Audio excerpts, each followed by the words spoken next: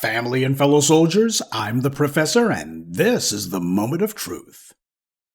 You know, yesterday some people didn't like my take about Sheila Lee's loss in the Houston mayoral race. A lot of people didn't understand what part immigration had to play in it. At this late date, we still have a lot of people who are saying the black community needs to be building allies. Now, whenever they say that, they're talking to themselves. Not merely because we are not listening, but because none of their would-be allies are listening either. And you can't have an alliance of one, which is exactly what they have. Congresswoman Lee is at the front end of what I think is going to be a political trend over the next several years. You see, for the Democrats, they've prioritized immigration because they're hoping to cobble together a new voter base to replace the black voter base that's become increasingly less obedient and a heck of a lot more demanding.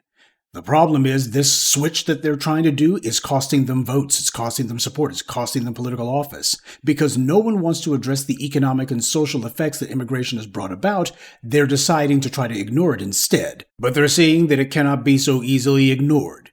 The idea that the Democrats have put forward is that within time, a lot of these illegal immigrants are going to be given a pathway to citizenship. But of course, if they're going to be citizens, they're going to have to be voting the right way. And that's what they think they're doing. They're thinking that they're going to be shaping and gaining the sympathies of these groups and that this is going to increase their own voter base.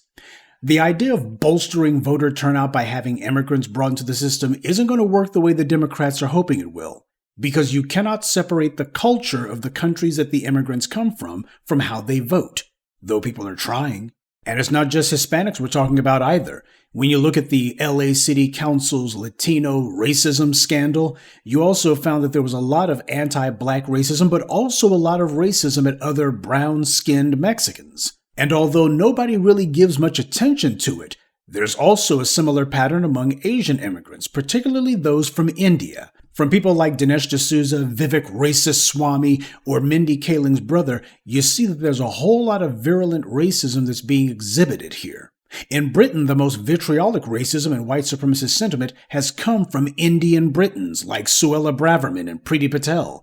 The current British Prime Minister, Rishi Sunak, is also of Indian descent.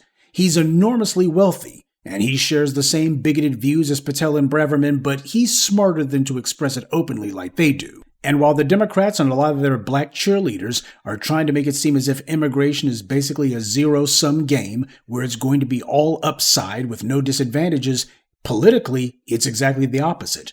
These immigrants have shown a pattern over the course of the last 30 or so years that they'll say that they're people of color and minorities as that's what it takes to get them in the door, but as soon as they feel like they've gotten that foot in the door, they jump ship over to the right. Not all of them have done it, but the majority have. But even if these other groups were politically consistent, we of course know that long-term, when white power is tired of playing along, it will relegate them to the bottom, just like it's done in Latin America, Asia, and other places. The end game for this scenario was written during the white supremacist colonial period. That's when they came up with this particular playbook. White supremacy has no permanent plans for those who it helps. They don't even have permanent plans for everyone classified as white. There's widespread opposition to these policies by the people who live in democratic cities, particularly the black residents, the backbone of the party. These are the very people who have voted for the Democrats time and again and actually kept them in office. The only reason that the Democratic Party is not a permanent political minority is because of the black vote. And these are the people saying that they're not in favor of these policies about bringing massive influxes of immigrants to where they live, not merely because of the economic impact, which would be bad enough, but also because of the deleterious social impacts that has also been brought. A lot of the immigrants who have come to the United States have brought an anti-black culture with them. Now, ordinarily, something like this would be a 5-alarm fire for any political party that actually wants to win elections. But it seems to have made no real impression on the Democrats other than to encourage them to actually double down on this position. There's been countless articles written even in the white media showing that the immigrant groups who they want to cater to have been going over to the Republicans after a while, and that their attitudes on race, specifically regarding black people, are every bit as racist as anything you'll find in Mississippi or any other red state. New immigrants to the U.S., people whose parents have been subject to deportation, are running for office in Texas as Republicans. Now, as black Americans, I'm talking about the ones who came out of slavery in the U.S., we developed a group identity that crosses all other lines. We don't do things like that. Our identity has been about the group. We have a long-standing culture of looking out for each other at home and abroad. This is the reason why you had so many black civil rights advocates in the 1960s who were supporting loosening the immigration restrictions, because they were still thinking in terms of a global struggle against white dominance. But it never occurred to them, these people overseas in these other countries, these non-white groups in these other nations, they didn't feel the same way. We just assumed that because we don't discriminate and because we practice group solidarity, that other groups would just naturally reciprocate with us, but they didn't. In fact, they did the opposite. And we see that even among immigrant groups, inside of these immigrant groups, a lot of them support the parties and politicians and policies that would have kept them from being able to come to the U.S. and kept them from having the opportunities that we made possible. Why would they actively and aggressively work against their own interest? Well, you see, that's the entire point. To them, they can do that because their interests have changed. That's something a lot of people don't get. That's the thing that you need to keep in mind. For them, their interests have changed. Originally, it was in their interest to save people of color and minorities when they first wanted to get into the U.S., and once they got in and they thought they saw a chance to get in good with the dominant society, we see people like certain politicians in Texas and elsewhere saying the opposite. Also because they think it's going to benefit them. It's like Clarence Thomas. He was a hard advocate for affirmative action, at least up until his mid-30s. But as soon as the Federalist Society and the rest of the white right told him that they would make him their token Negro, he began singing a different song entirely. And he's been singing it ever since. Hell, he has billionaires taking him on trips and buying his mother's house, and they've let him hang around white society, and they give him some insincere praise. And as a result, this moron actually thinks he has power. That's what he thinks. When in reality, the only power he has is the power to obey his white supremacist benefactors. We also see this with a number of immigrants who claim to be people of color and the like until they get some support from the local RNC representative and are told that they can get a cushy government job if they play ball. After that, they very easily become spokespeople against their own immigrant group, to say nothing about the racist attitudes that so many bring to the U.S. regarding black people. We often attribute this turn to the pre-indoctrination that they get from U.S. government officers when they're trying to get a visa to come to the U.S., but in a lot of cases, they've practiced and harbored anti-black racism long before any U.S. official had any sort of racist pep talk with them. And not only are they not ashamed of the anti-black racism in the countries of their origin, they boldly defend this anti-black racism, and they'll tell you to your face that there's nothing wrong with it, and then they begin sounding like every other white supremacist that you've ever dealt with, saying black people are hypersensitive and overly sensitive and there's nothing wrong with it. Oh, this is political correctness. As a political issue, immigration has proven to be for the Democrats what abortion has been shown to be for the Republicans. So, if immigration is not a political winner, and in fact has been shown to empower the Republicans instead over time, why do the Democrats seem so eager to die on this particular hill? Why can't they let it go?